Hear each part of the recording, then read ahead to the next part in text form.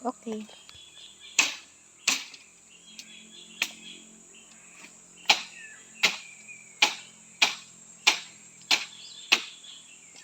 Ito naman kasing kawayan na to, mga guys. Ito yung maganda.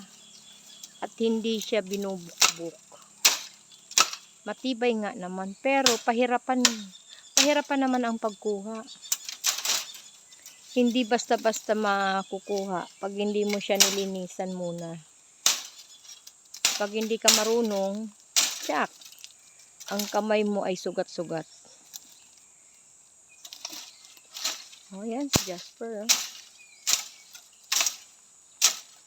Yan ang gusto niya dito pag umuwi siya. Gusto siyang may ginagawa na busy. Gusto niya busy lagi. Kung maulan nga lang magtatanim sana kami. Ang problema hindi.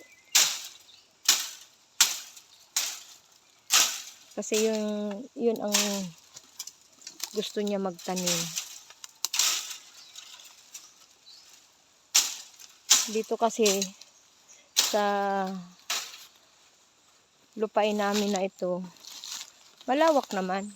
Pero sobrang sukal. Tingnan nyo guys Oh. Maraming puno pero maraming damo. Hindi pa malinis. Ang langka dito sa amin, napakaraming bunga. Wala, nabubulok lang sa puno. Pag masipag ka lang talaga dito, hindi ka magugutom. Basta may bigas ka lang. Oh.